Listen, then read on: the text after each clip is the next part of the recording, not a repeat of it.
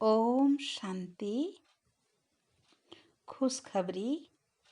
अव्यक्त स्थिति बनाने की मार्गदर्शना देने वाली अव्यक्त मुरलियां।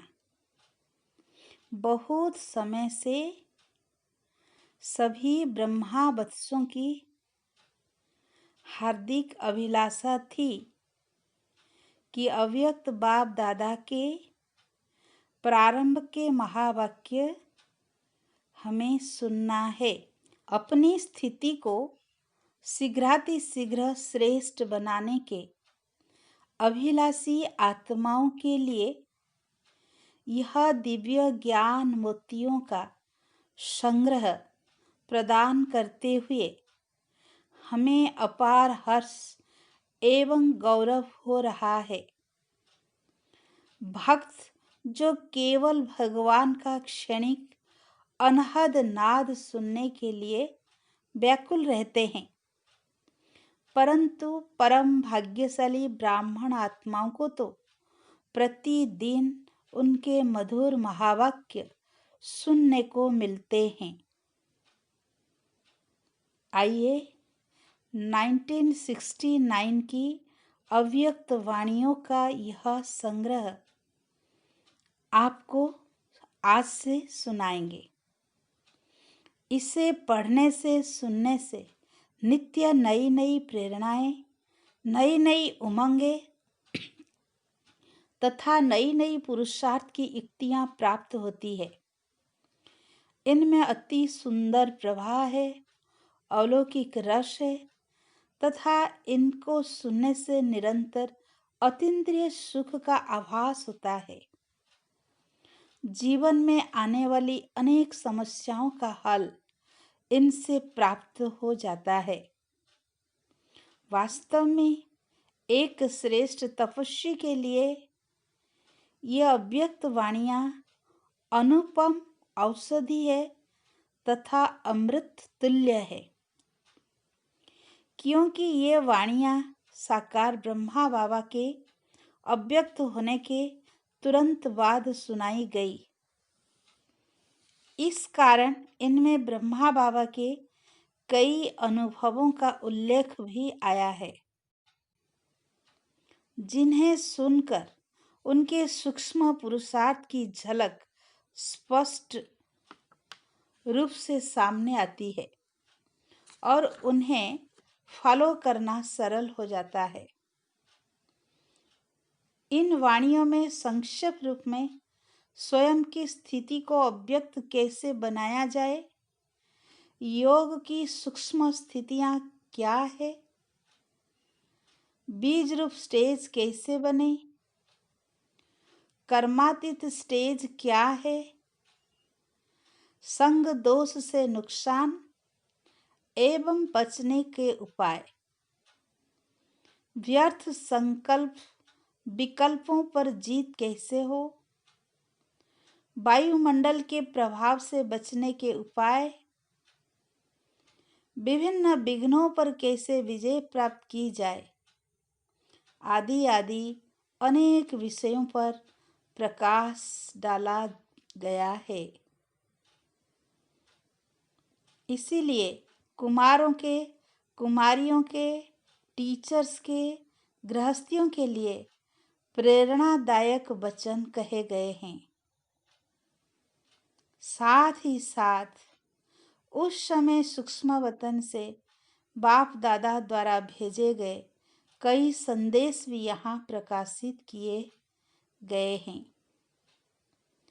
प्रतिदिन प्रातः या रात्रि को इन महावाक्यों का श्रवण यदि निर्मल मन से किया जाए और उन पर मनन करके अभ्यास में लाया जाए, तो हमें विश्वास है कि ये वाणियां जीवन को संपूर्ण एवं साक्षात्कार मूर्त बनाने में पूर्ण सहायक सिद्ध होगी। ओम शांति।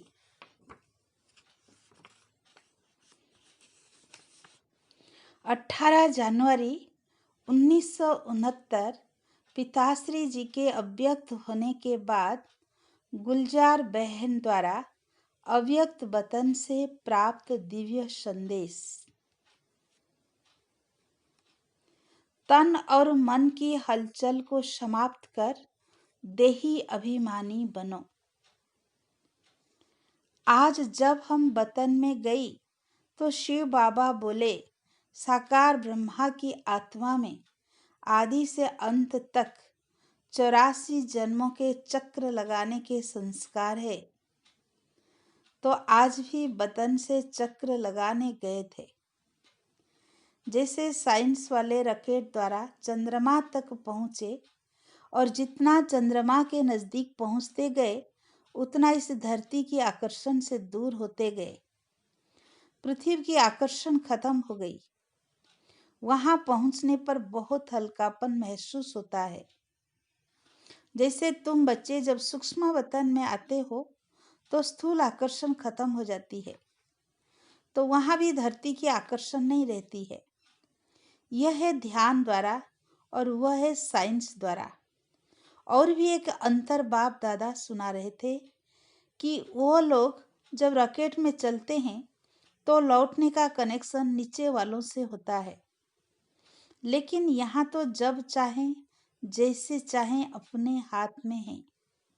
इसके बाद बाबा ने एक दृश्य दिखाया। लाइट की बहुत ऊंची पहाड़ी थी। उस पहाड़ी के नीचे शक्ति सेना और पांडव दल था। ऊपर में बाप दादा खड़े थे। इसके बाद बहुत भीड़ हो गई। हम सभी वहां खड़े ऐसे लग रहे थे जैसे साकारी नहीं लेकिन मंदिर के साक्षात्कार मूर्त खड़े हैं। सभी ऊपर देखने की कोशिश कर रहे थे लेकिन ऊपर देख नहीं सके, जैसे सभी बहुत तरस रहे थे। फिर थोड़ी देर में एक आकाशवाणी की तरह आवाज आई कि शक्तियां और पांडवों द्वारा ही कल्याण होना है। उस समय हम सबके चेहरे पर बहुत ही रहम दिल का भाव था। उसके बाद फिर कई लोगों को शक्तियों और पांडवों से अव्यक्त ब्रह्मा का साक्षात्कार, शिव बाबा का साक्षात्कार होने लगा। फिर तो वह सीन देखने की थी। कोई हंस रहा था, कोई पकड़ने की कोशिश कर रहा था, कोई प्रेम में आंसू बहा रहा था, लेकिन सारी शक्तियां आग के गोले समान तेजस्वी रूप में स्थित थी। इस पर बाबा ने सुनाया कि अंत समय में तुम्हारा यह व्यक्त शरीर भी बिल्कुल स्थिर हो जाएगा। अभी तो पुराना हिसाब किताब होने के कारण शरीर अपनी तरफ खींचता है, लेकिन अंत में बिल्कुल स्थिर तथा शांत हो जाएगा। कोई भी हलचल ना मन में ना तन में रहेगी, जिसको ही बाबा कहते हैं देही अभिमानी स्थिति। दृश्य समाप्त होने के बाद बाबा ने कहा, सभी बच्चों को कहना कि अभी देही अभिमानी बनने का पुरुषार्थ करो। जितना सर्विस पर ध्यान है उतना ही इस मुख्य बात पर भी ध्यान रहे कि देही अभिमानी बनना है। अच्छा, ओम शांति।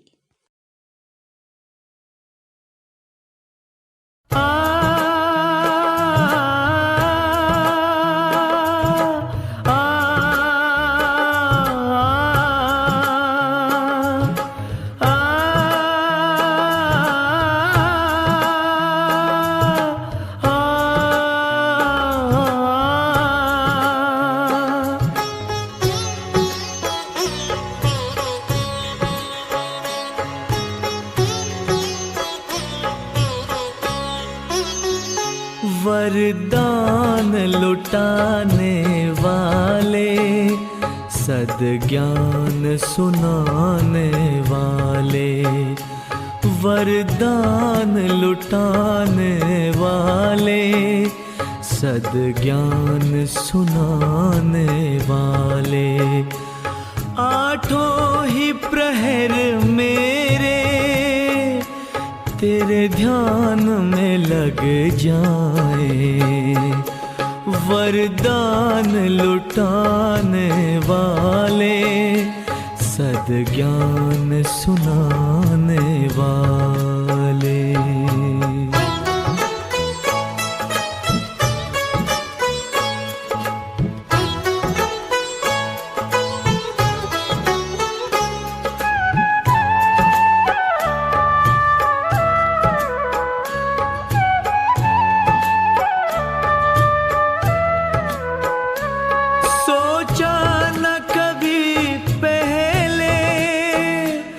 बिन मांगे वो पाया, जिसे ढूंढ रही दुनिया, उसने हमें अपनाया, उसने हमें अपनाया।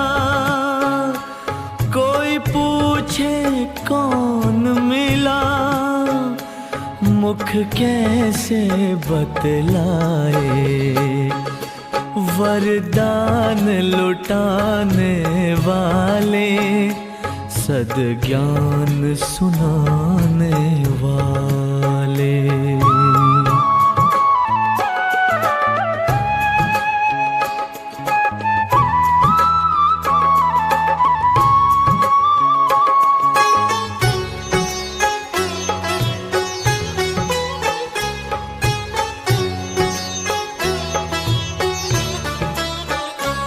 चुप रहना चाहे हम, ये आंखें बोलती है।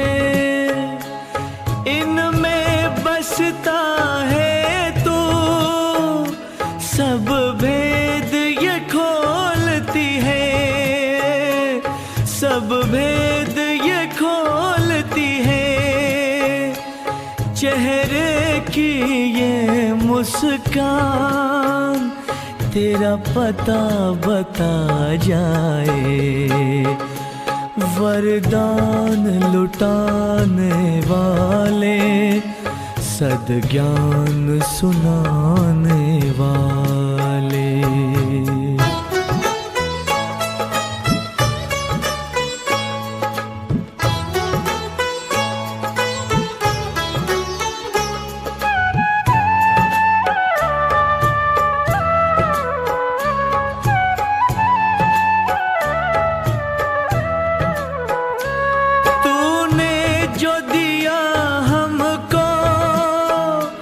किसी और ने ना देखा, बस हम और तुम थे जब बदली जीवन रेखा, बदली जीवन रेखा।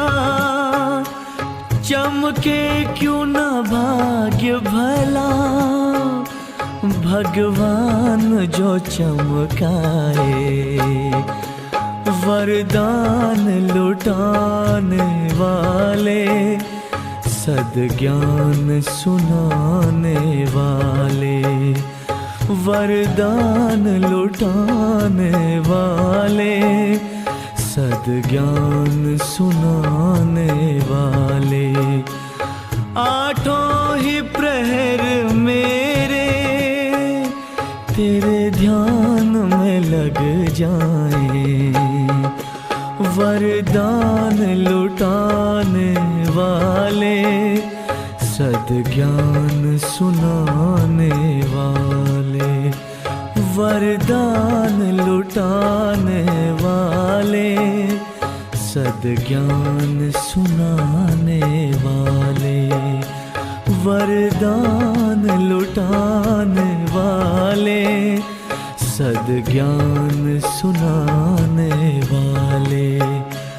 वरदान लुटाने वाले, सद्ज्ञान सुनाने वाले।